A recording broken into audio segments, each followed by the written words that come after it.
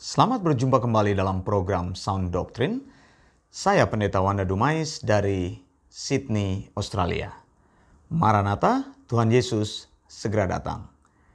Saudara yang dikasihi Tuhan, untuk melawan penyesatan hanya ada kunci yang tepat untuk kita lakukan, yaitu menjadi orang percaya yang menggunakan akal budi. Jadi jangan menjadi orang percaya yang bodoh. Jangan menjadi orang percaya yang tinggal terus di dalam kebodohan. Karena akal budi tidak diisi, karena engkau tidak menggunakan akal budi yang Tuhan berikan, tidak memahami sound doctrine, tidak memahami prinsip-prinsip kebenaran firman Tuhan, maka engkau tidak tahu akan pengajaran firman Tuhan yang sesungguhnya. Kalau tidak mengetahui ajaran firman Tuhan, bagaimana caranya mau mempraktekkan ajaran firman Tuhan itu? Ajaran yang benar menentukan praktek iman yang benar, ajaran yang salah akan menghasilkan praktek iman yang salah, ajaran yang sesat akan menghasilkan praktek iman yang sesat. Jadi yang paling pertama yang harus dilakukan adalah mencari pengajaran. Begitu. Yesus sendiri katakan, cari pengajaran. Kalau engkau mengasihi aku, Yesus bilang, maka engkau akan menuruti segala perintahku. Bagian lain juga Yesus katakan, engkau akan mengetahui kebenaran, dan kebenaran itu akan memerdekakan engkau. Hanya kebenaran Allah yang diajarkan, yang ditafsirkan, yang dinyatakan dalam prinsip-prinsip sound doctrine akan memerdekakan hidup kita. Kalau engkau tidak diajar dengan kebenaran Allah yang sesungguhnya, yang alkitabiah, maka engkau akan menjadi orang Kristen yang mistik. Orang Kristen yang mistik itu apa? Orang Kristen yang mistik itu orang Kristen yang selalu bersandar pada pengalaman-pengalaman rohani.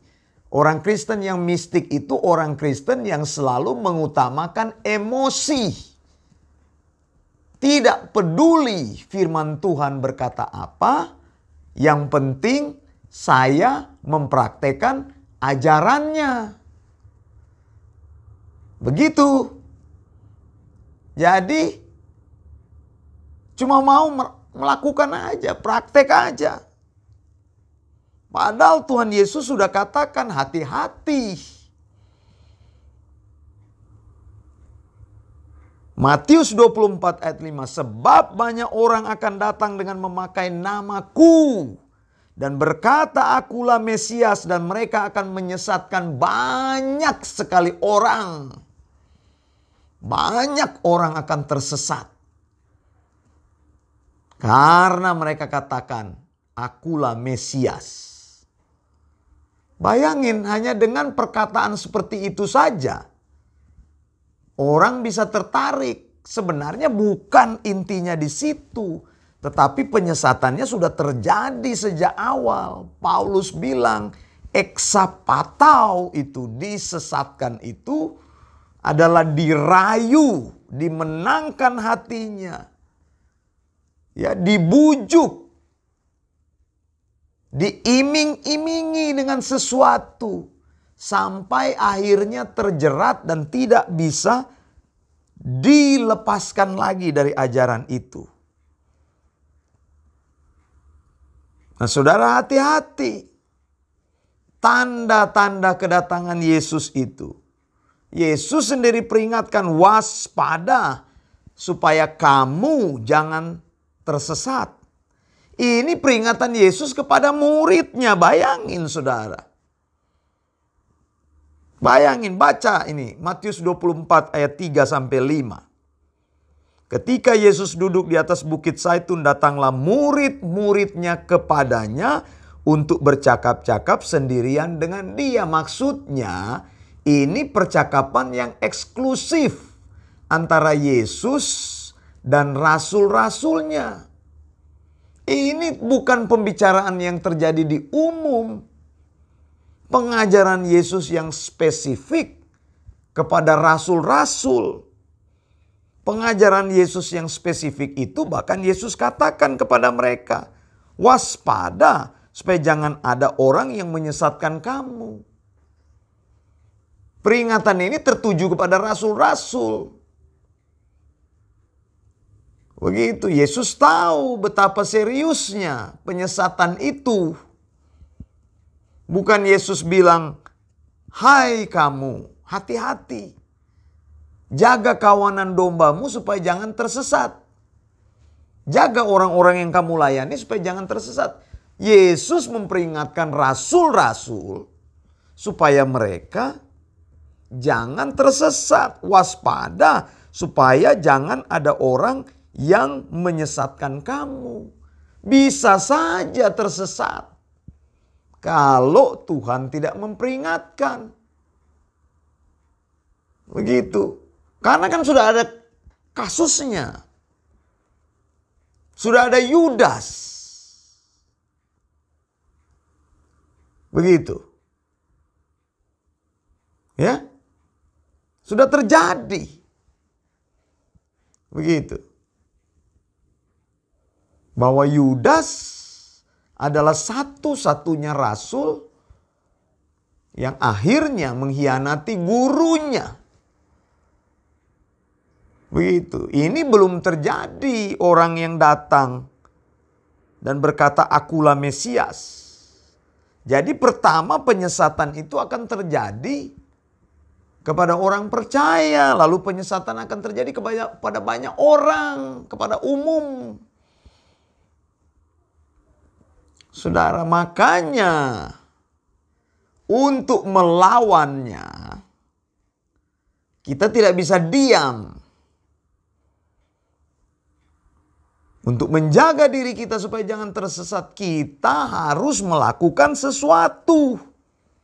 Tidak bisa menjadi pasif, tetapi menjadi aktif. Apa saudara? Yakobus 4 ayat 7, lawanlah iblis maka ia akan lari daripadamu. Ayat lengkapnya seperti ini, Yakobus 4 ayat 7, karena itu tunduklah kepada Allah dan lawanlah iblis maka ia akan lari daripadamu. Jangan berpikir ayat ini tentang menengking setan. Mana bisa engkau menengking iblis? Iblis itu kepala roh jahat. Kita baru berhadapan dengan roh-roh jahat tingkat-tingkat yang paling bawah. Kita belum pernah berhadapan dengan iblis itu. Si penyesat itu yang namanya hak satan itu. Si pendakwa. Si pembunuh itu. Gitu. Tapi Yesus sudah buktikan kan, Matius 4 dia sudah bertemu dengan iblis pertama kali ketika Yesus akan memasuki pelayanannya, kan dikatakan dia dibawa oleh roh ke padang gurun lalu dicobai oleh iblis. Begitu, bagaimana cara kita melawannya? Tunduk kepada Allah, tunduk kepada otoritas firman Allah. Pegang pengajaran yang benar itu. Saya tidak memberitakan sound doktrin supaya orang mengikuti saya, tidak. Saya memberitakan sound doktrin supaya orang berdiri teguh di atas kebenaran dan membuat keputusan sendiri, keputusan iman yang benar. Kalau engkau percaya sound doktrin itu ajaran yang alkitabiah, ajaran yang tidak terkontaminasi, ajaran yang higienis, Kan dari bahasa aslinya didaskalia, hygienose, higienis, bersih, tidak tercampur. Bukan ajaran ECGC ini. Sudah ada di kepala, lalu cari-cari ayatnya. Ini banyak, makanya hamba Tuhan banyak yang tidak bisa mengajarkan firman Tuhan.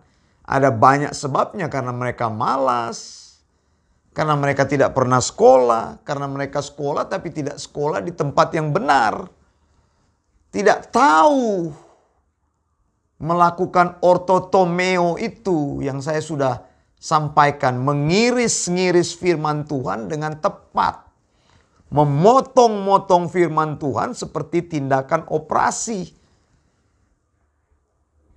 Begitu. Saya sudah pernah sampaikan kan pengajaran ini. Bahwa tugas hamba Tuhan itu menghasilkan hermeneutik yang baik, lalu mengajarkan kepada jemaat. Bukan tugas hamba Tuhan, bukan khotbah sana sini supaya dapat amplop, bukan. Bukan tugas hamba Tuhan, bukan mengumpulkan jemaat, bukan tugas hamba Tuhan, bukan menjual visi. Ya, menggunakan manusia untuk visinya supaya namanya dibesarkan, bukan. Tugas hamba Tuhan itu mengajarkan sound doktrin supaya jemaat paham. Ketika mereka paham, mereka juga akan memuridkan orang lain. Meneruskan sound doktrin. Gitu saudara. Hati-hati saudara, ajaran yang menyesatkan itu manis dan lembut. Seperti racun yang dibuat permen yang manis. Kita tidak tahu isinya yang mematikan itu. Karena kemasannya menarik.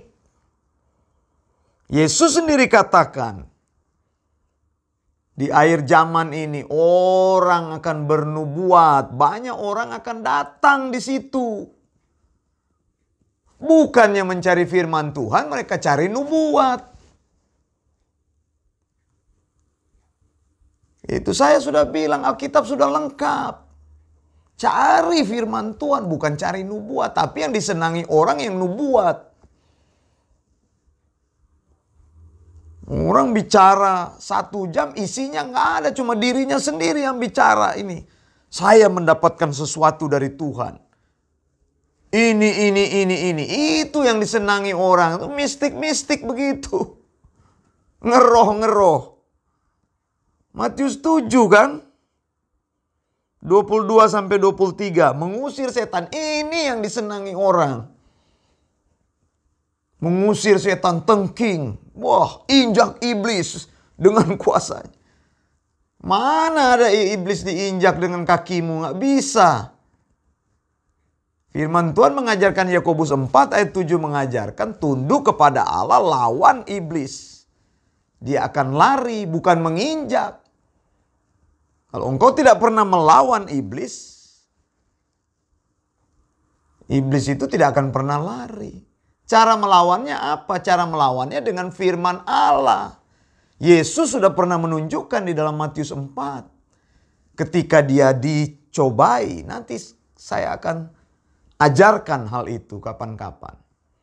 Saya sudah tulis mengenai pengajaran itu. Bagaimana iblis datang kepada Yesus ketika Yesus sudah berpuasa 40 hari 40 malam, dia lapar. Kemudian iblis bilang, Yesus, jikalau engkau anak Allah, lihat.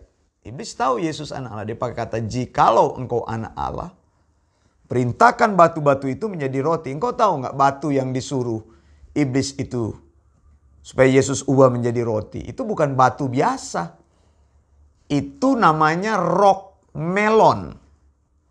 Jadi batu, bukan rock melon yang buah itu, bukan ya. Di Australia ada rock melon. Apa itu? Melon yang kayak batu, bukan.